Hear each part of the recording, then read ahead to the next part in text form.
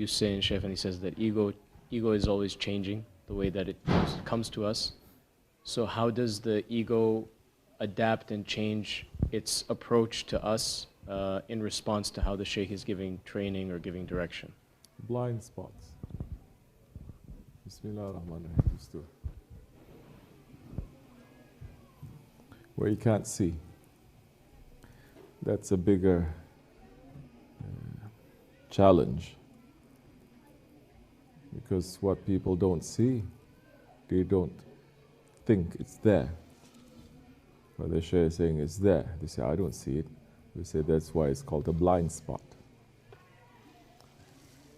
You know your car, you know the road. You know the mirror.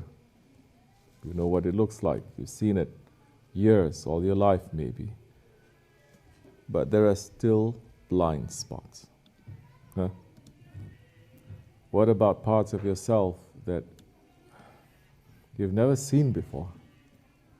It's not a blind spot, you don't even know that it is there. What if we shine a flashlight on it? That's why sometimes when it becomes like that, you become very anxious, very agitated. And even that is okay, because it is something that you are not familiar with. But what if it is something that you're familiar with? That our Shaykh is teaching us over and over again, but we are still not understanding what it is. If you don't understand, then one day they will make you to understand in a way that is undeniable. But it may be too late, and it may be very painful. The smack will come very hard. Even then, there is still a mercy. Because for the smack not to happen at all, it means that Allah doesn't love you at all.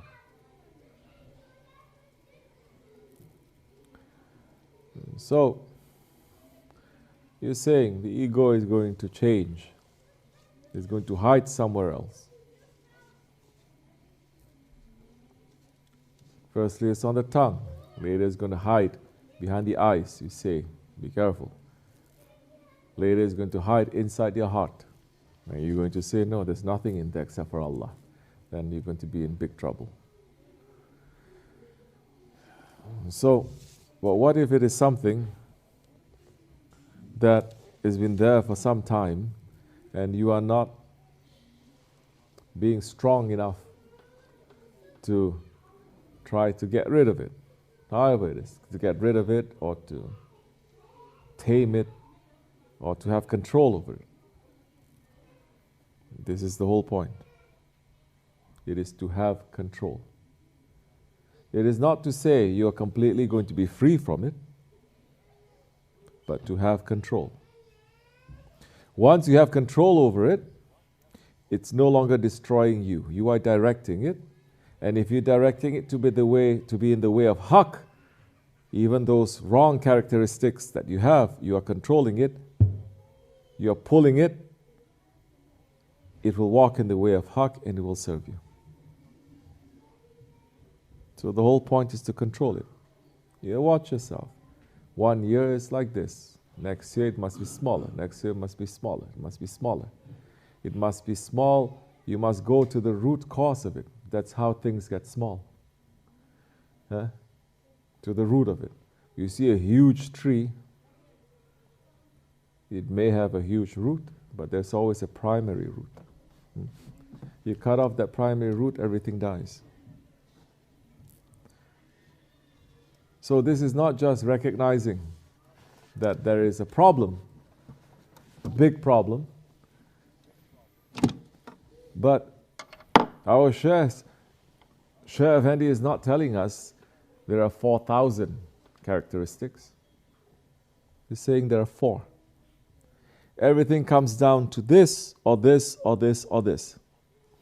If you are still hiding, tricking, lazy, this, that, you are not identifying what it is, it becomes something very, very big instead of something that is basic, then it's very difficult for you to get rid of it. Very difficult. Because you say, no, this is because of this, and this is because of this, and it's because of this, and everything is intertwined, everything is so complicated. It's not. 4 characteristics. And one is pretty distinct from the other.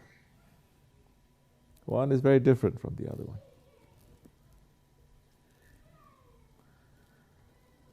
So you by yourself, especially those who have been with us for some time, if you're not understanding what is the main root of it, and there is a cure for everything. There is a cure, there is a medicine for proudness. There is. For stubbornness, there is. For anger, there is. What's the other one? Jealousy, envy, there is. And a lot of the times, it is not about you.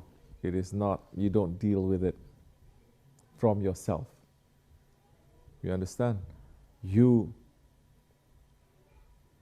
deal with it outside to a person. For example, anger. It's not just you saying, I mustn't be angry, I mustn't be angry. But it's about you now being patient to someone who's angry at you. This is how you're going to balance things. Arrogant now. It's not just being humble. Anyone can think they're humble, but being humble to someone else, to something else that is outside of you. You can say, okay, I'm proud, clean the toilet. Okay, that's good. But there can be a proudness in that too.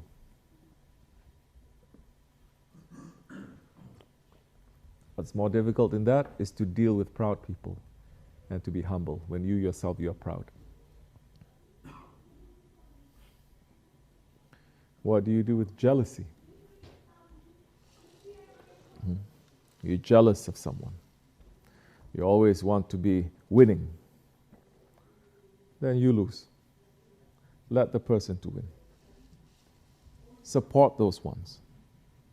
You don't push yourself forward. So, if you bring it small, bring it not small, bring it to its root cause, and you address the root cause, you will see some changes. If you're not looking at the root cause of it and attacking the root cause, then the tree is still healthy. And it will keep on. Every year, it will bring out new branches. Ego, every year, is going to bring out new things, new styles, new whisperings, new doubts.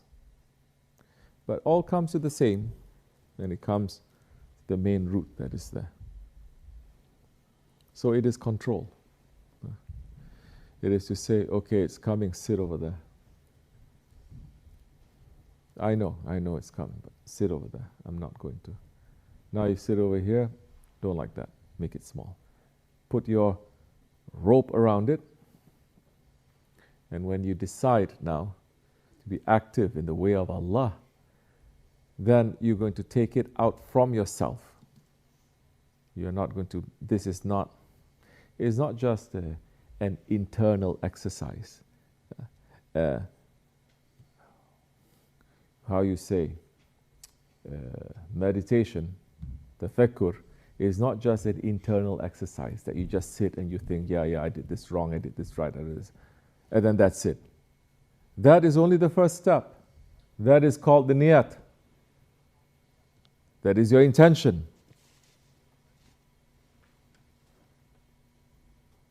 The action, it is very important in Islam too. If it is not so important, then why we are praying? You can just intend to pray. No one is 1400 years has said, well, I made the intention. Allah accept my intention. I don't have to pray. Or whoever says, fasting in Ramadan, I made the intention, but I'm not going to fast. Well, it's according to sincerity of my intention, right? Or going to the Hajj or Zakat, you still have to do it. So you're making the tafakkur. You're understanding it. Now you get up and you do something about it. You don't just think. This is not just something that it's so easy to think and make it so intellectual or make it so emotional or make it so psychological. It's so easy. But when you have to practice it, now this is the difficult part. No prophet, as far as I'm trying to remember the knowledge that is given to me, no prophet. What marks a prophet? A prophet has people who are following, yes? No prophet ever sits on top of a mountain alone and just write books or give advice, and he is not dealing with his ummah. Every prophet has an ummah, even if it is small. That means now, even those ones who are the highest and most beloved ones to Allah, they have to come down to the level of the people and to take care of them. He cannot take care of them. It is not intellectual. He has to take care of them. And he cannot take care of them if he doesn't know how they feel. You cannot give a medicine if you don't know what is hurting them. And it is in the divine way that you have those ones who are leading, they have to hurt and they have to feel more for them to give more.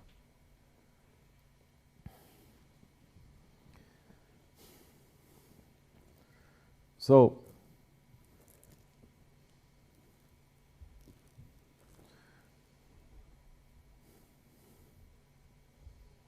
don't get stuck. Come out.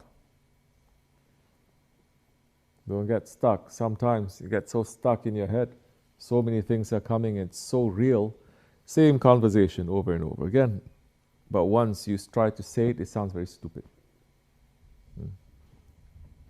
Then you know, oh, Shaitan just making this big illusion in my head, I think it's real. Then, when you are put in a situation to practice it, then you understand how real it is also. It gets bigger, it gets smaller. So many times, it gets smaller. Because the real life issues that you're going to deal with, all that theory that you're feeling, it cannot fit. It cannot. One of the reasons why they say marriage is have your faith is you don't have the luxury now to just think about religion. Now you have to live your religion. You don't have the luxury now to just have feelings or understanding. No matter how much of a scholar or a saint a man thinks he is, now he has to deal with a wife. Now see how much saint or scholar you are. Or children, which means what? Other people, they are always going to test you. They're always going to reflect on what you are. You cannot escape from them. More you escape from them, more your religion is going to become false. Because prophets came to teach us our religion, and they taught us how to live. Not just teaching us the religion, but teaching us how to live. So now there is no disconnect between your religion and your faith and how you live. In fact, if you believe something and you live something else, it's called hypocrisy. So, it's going to take different forms. Of course it is going to. But one thing we should not have is doubt. You can feel weak, yes. You can feel dirty, yes. You make mistakes, yes. But never doubt the one who's leading you. Even if that one has a squash nose, a squash face, even if meaning that one doesn't fit into your idea. What if that one is wrong? You will know, you'll find the right one. Allah will send someone to you, inshallah. This is very important. Once you find a doubt that is there, then another one is going to open, another one is going to open, another one is going to open. Shaitan is saying, well, look at this one, look at this, look at this, look at this, look at this. Before you know it, the people are going to surround you who are supporting that.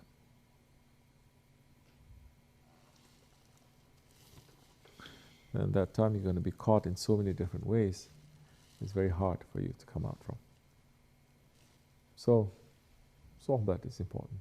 Association is important. To be with people, that is important. You cannot know what your religion is if you're not with people. May Allah always keep us in the best company, inshallah. Ameen. One of the biggest prayers is that, keep us in the company, yes? Of who? The prophets, the salihin, the awliya, in the company. Only Allah is alone. So when you're dealing with these things, if you find yourself alone, that's the first step. Or you feel lonely, that's the first step that shaitan got you. You understand? And everyone, tell me people who are angry or depressed or this and that, tell me they don't feel alone. Tell me they are. No, they always feel alone. Because that was, you may say, the first punishment of shaitan. He became alone. Everyone, everything in creation is according to the will of Allah. And he's saying no. He became alone. Don't confuse this with what Shaykh Effendi is saying, that man is alone. You are unique in your creation, and you're unique in your way back to Allah and what you must discover. Everyone is unique. Those who are, every prophet, every believer is unique, but they're all in the Siratul Mustaqim. A way, one way. Those who are not in the Siratul Mustaqim, they become alone, not in the way of Siratul Mustaqim. So, you remove yourself, you'll feel that specialness, that nobody understands you, nobody can feel what you're feeling. You start to feel your own uniqueness, but in a shaitanic way. Then, pull yourself out before it gets too late. Because you're not dealing with reality. You're dealing with luxury. If the one who has so much responsibilities, the one who has to take care of this or that, or people especially, he does not even give himself that luxury of behaving that way. Or maybe 1 day, 2 days, but after that he says, I don't have time for this. Why? Because there are people who need me. Because I need to give that energy out to people who are in need, not just to myself. Allah not make us to fool ourselves and to make our egos to fool us, inshallah. Wa min Allahu tawfiq. Al-Fatiha. Amen.